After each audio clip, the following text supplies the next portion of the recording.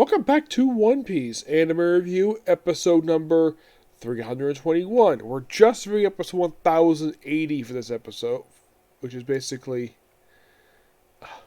Damn, it didn't erase it. Celebration Banquet. New Emperors of the Sea.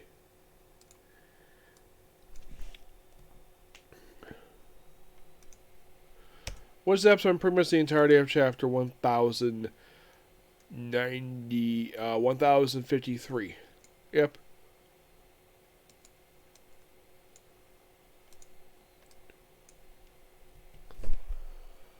Yeah, so there's a lot of basically extensions in this episode. There's also some additions mostly. And there's a lot because you read the manga like, wow, stuff goes by really quickly in this chapter. And the episode, it's like basically Oda expect that if this was going to be adapted, expand upon everything. And like every single bit is like expanded upon. It's like every page is expanded about 3 minutes of the episode. That's the way it feels like this one. So basically, it starts out with one of the things we have various different stuff going on here. We see the debut of a brand new character here named Shinoru, where he's him and his group preparing food for everybody for the banquet, and he goes prepare food, does a little dance, and then he's disappointed that only Jinbei is there because no one else can want to wait. And Jinbei pops up one more time after this during a scene I'll talk about later. But you're thinking, okay, these following characters are absent from this episode. Now you only have Luffy, you have Jinbei, you have Robin, Chopper.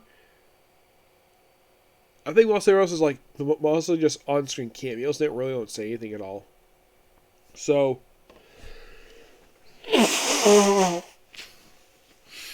then we see Luffy, Chopper, and Yamato going up to the festival. Yamato it's their first festival. All the food there, it's a lot of fun. Yeah, by the way, this scene in the manga, this is like 2 pages. And this is like 3 or 4 minutes. And then we see Brook where he's basically playing with Hinori, which is fun. Not like playing music. Like, okay.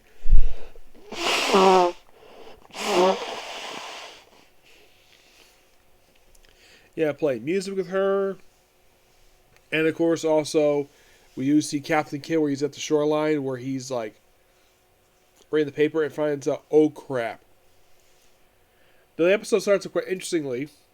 Before all this, we see the 5 elder idiots basically tell everybody, reprint that, take off the D. It's like, we never see the info. And we can't contact the presses because Morgan controls everything. Of course he does.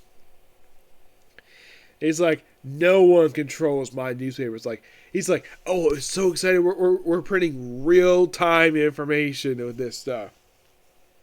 Which produces the bounties. Well, the only bounties in this episode is the fact that Captain Kidd, Trafalgar Law, and Luffy now all have bounties of 3 billion. Yep.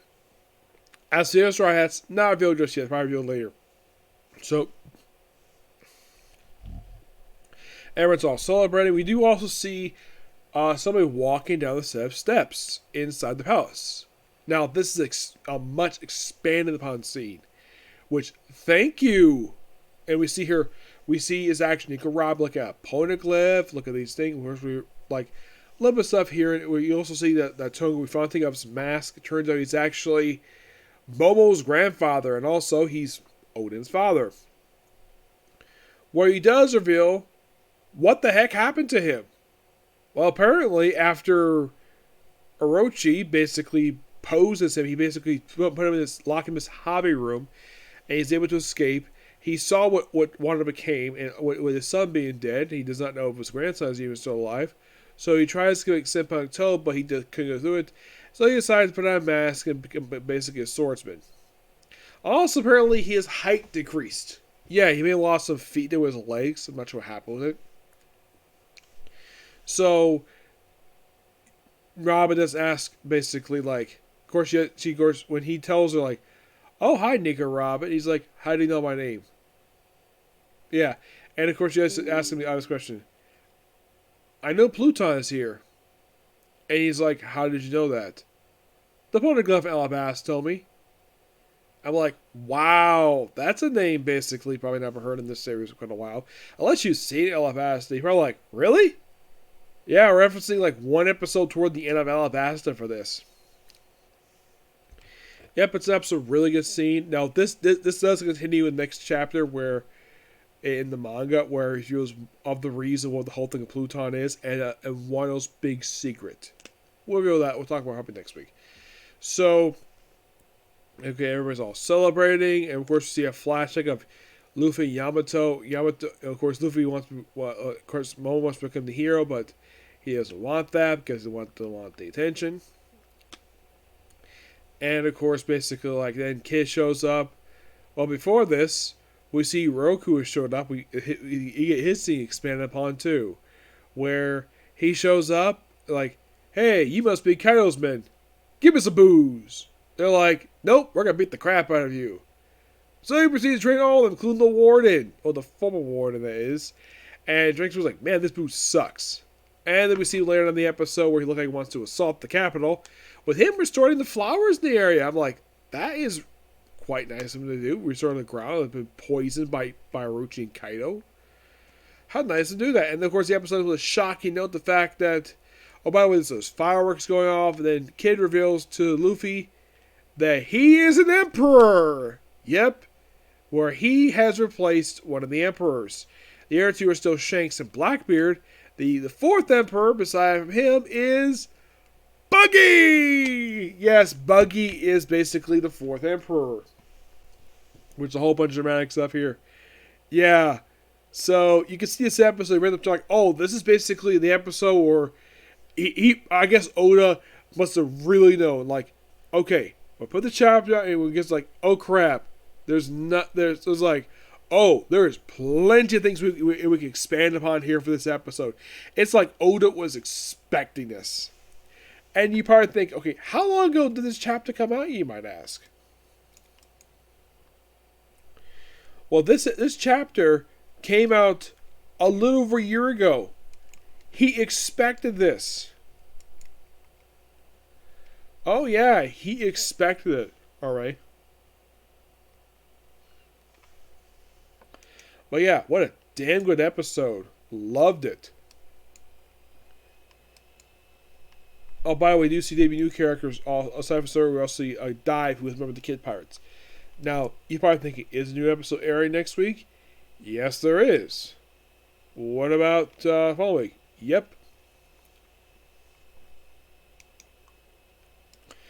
But with this episode, because they adapted chapter 1054, there's only, drum roll, 4 chapters left. Yep, 4 more. And that's it. Just 4 more, and then we're done. So, presumably, we're going to wrap up this arc with episode 1084, but who knows. But I'm kind of hoping that they wait to adapt the Egghead arc, because the Egghead arc, which is the current arc in the manga right now, this has been publishing since last year. Like, it's going out for almost 40 chapters. Yeah, almost 40 chapters. I think, like, about, let's see. Looks like 30, 31, 32, 33, 34, 35, 36. Right now it's 38 chapters. I think with the next chapter it'll mark 39. Yep, 39. If I were the One Piece anime, I would do a filler story, or like anime rental content. Excuse me, before you get a chance to do this one. That is possible. Or they can simply adapt the stuff with the Revelation first, then do Egghead. But it depends what the end wants to do. Okay, so that's episode of you. Next episode is going to be Jujutsu Kaisen. Okay, thanks for you. Bye.